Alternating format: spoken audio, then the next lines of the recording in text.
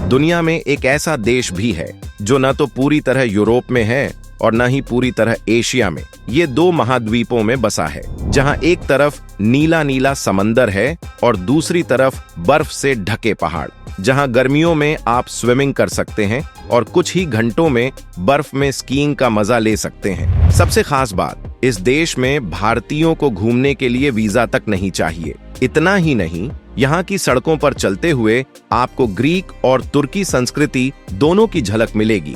ये देश दुनिया के उन चुनिंदा देशों में है जहां इतिहास, प्रकृति और मॉडर्न लाइफस्टाइल एक साथ चलते हैं। लेकिन ये देश है कौन? क्या ये भारत के पास है या यूरोप के नक्शे में छुपा हुआ कोई खजाना? तो चलिए आज आपको ले चलते हैं उस रहस्यमयी देश की ओर जिसे लोग धरती पर स्वर्ग भी कहते हैं और जो भारतीय ट्रैवलर्स के लिए किसी जन्नत से कम नहीं। इसी तरह की और रहस्यमयी जानकारी प्राप्त करने के लिए हमारे चैनल ट्रू हिस्ट्री को आज ही सब्सक्राइब करें और बेल आइकॉन को प्रेस करें।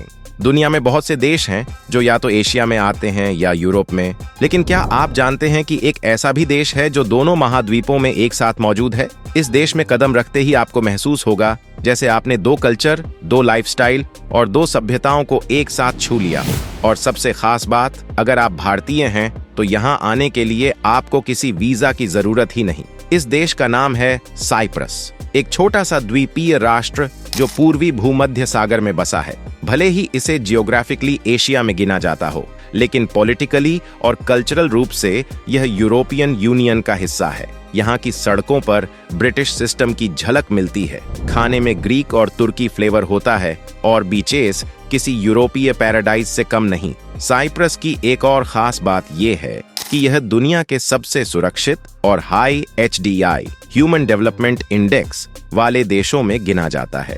यहाँ क्राइम रेट बेहद कम है और लाइफस्टाइल इतनी शांत है कि लोग रात के 12 बजे भी आराम से बाहर घूम सकते हैं। अब सोचिए, एक ऐसा देश जो दो महाद्वीपों को जोड़ता है, जिसमें ग्रीक मिथोलॉजी से लेकर ब्रिटिश कॉलोनियल इन्फ्लुएंस तक सब कुछ है और वहां घूमना भी फ्री में मुमकिन है।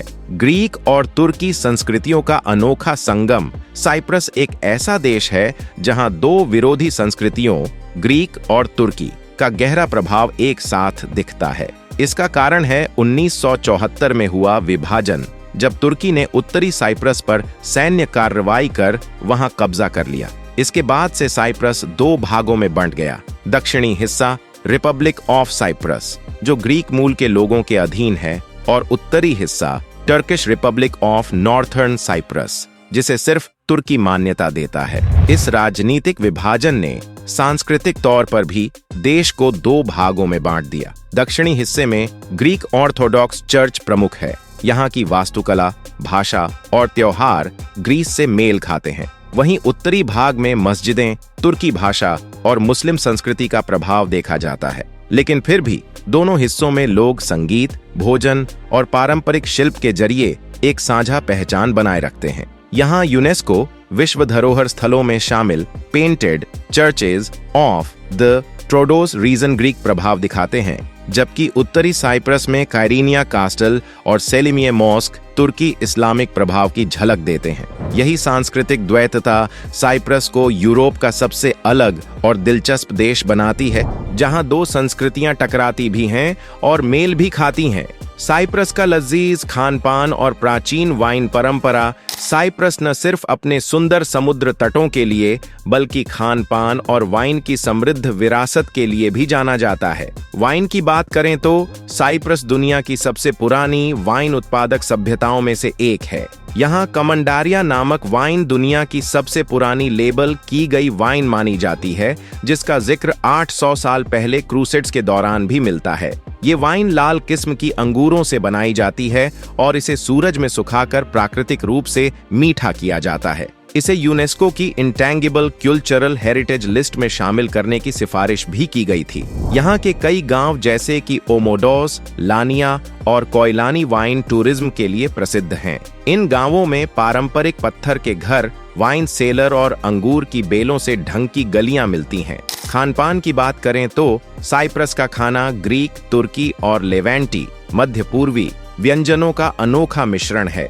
यहाँ का मीज़ी सबसे लोकप्रिय खाने की शैली है। जिसमें 15 से 30 छोटी छोटी डिशेस परोसी जाती हैं, जैसे कि हुम्मस, ताहिनी, ग्रिल्ड ऑक्टोपस, हॉलूमी चीज जो यहीं की देन है, और ग्रिल्ड मीट। यहाँ का भोजन न केवल स्वादिष्ट होता है बल्कि हेल्दी भी होता है, क्योंकि यह मेडिटेरेनियन डाइट पर आधारित है, यानी ताजी सब्जियां, जैतून का तेल, मछली और साबुत अनाज प्रमुख रूप से शामिल होते हैं। इसलिए साइप्रस का खानपान हृदय रोग और मोटापे से बचाव में मददगार माना जाता है। साइप्रस में ऑलिव ऑयल की खपत बहुत ज्यादा है और इसे आयुर्वेदिक दृष्टिकोण से भी स्वास्थ्यवर्धक माना गया है। यहाँ तक कि VOH ने भी मेडिटेरेनियन डाइट को दुनिया की सबसे स्वस्थ जीवन शैली में गिना है। और अब सबसे खास बात, क्या आप जानते हैं कि इस देश में भारतीयों को घूमने के लिए वीजा तक नहीं चाहिए? जी हाँ, लेकिन ये पूरी सच्चाई नहीं है। अभी ये सवाल बाकी है और हम इसी के बारे में आगे जानेंगे। भारतीयों के लिए साइप्रस जाना काफी आसान हो गया है, क्योंकि ये देश वीजा ऑन अराइवल की सुविधा देता है, लेकिन एक शर्त के साथ। अगर आपके पास America, United Kingdom, UK, Canada या किसी शेंगेन देश का वैध वीजा है, तो आपको साइप्रस के लिए अलग से वीजा लेने की जरूरत नहीं है। आप सीधे फ्लाइट बुक करके वहां पहुंच सकते हैं और 90 दिनों तक टूरिस्ट के तौर पर वहां घूम सकते हैं। इससे लंबा डॉक्यूमेंटेशन, एम्बेसी अपॉइंटमेंट और इंटरव्यू जैसे झंझट से पूरी तरह बचा जा सकता है।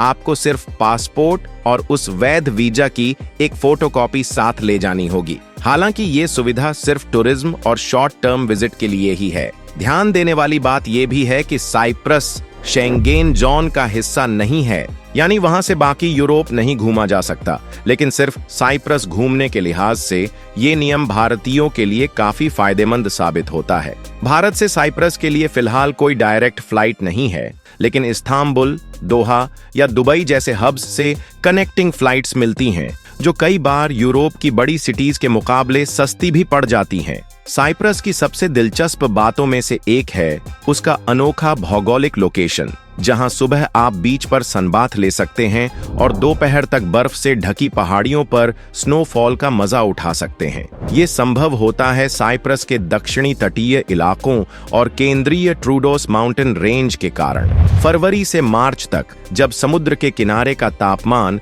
18 से 22 डिग्री सेल्सियस तक होता है, उसी समय ट्रोडोस की ऊंचाइयों पर बर्फ गिर रही होती है और वहां का तापमान 0 डिग्री सेल्सियस के आसपास रहता है। माउंट ओलिम्पस, जो साइप्रस का सबसे ऊंचा पर्वत है, लगभग 1952 मीटर। वहीं स्कीइंग के लिए छोटे लेकिन अच्छे रिजॉर्ट्स भी हैं, जैसे कि सन वैली और नॉर्थ फेस स्की स्लोप्स, जहां लोकल्स और टूरिस्ट दोनों ही स्नोबोर्डिंग और स्कीइंग का आनंद लेते हैं। वहीं सुबह आप लारनाका, लिमासोल या पाफोस जैसे तटीय शहरों में टहल सकते हैं, समुद्र में तैर सकते हैं या समुद्र किनारे किसी कैफे में कॉफी का मजा ले सकते हैं। इस तरह की विविधता बहुत कम देशों में देखने को मिलती है और यही कारण है कि साइप्रस को मिनी कॉन्टिनेंट भी कहा जाता है, क्योंकि यहाँ का क्लाइमेट, टेरेन और टूरिस्ट एक्सपीरियंस हर कुछ किलोमीटर पर बदल जाता है। पर्यटक अक्सर सुबह स्विमिंग और स्नॉर्कलिंग करते हैं और दोपहर में कार ड्राइव करके पहाड़ियों की ओर निकल जाते हैं। रास्ता सिर्फ 1 से 2 घंटे का होता है। यह अनुभव न सिर्फ एक्सप्लोरर टूरिस्ट्स के लिए खास है, बल्कि कपल्स और फैमिली के लिए भी एक यूनिक डे प्लान ऑफर करता है, जिसे आप इंस्टाग्राम या यूट्यूब व्लॉग्स में बड़ी आसानी से कैप्चर कर सकते हैं। तो अगली बार जब आप सोचें कि कहीं ऐसी जगह जाना है जो अनोखी हो, सस्ती हो और बिना वीजा मिले, तो याद रखिए साइप्रस इंतजार कर रहा है। एक छोटा सा देश, लेकिन हर कदम पर बड़ा अनुभव। अगर वीडियो अच्छा लगा हो तो लाइक जरूर करें, कमेंट करके बताएं अगला देश कौन सा हो, और ऐसे और ट्रैवल फैक्ट्स के लिए सब्सक्राइब करें। बेल आइकॉन दबाएं ताकि कुछ मिस ना हो।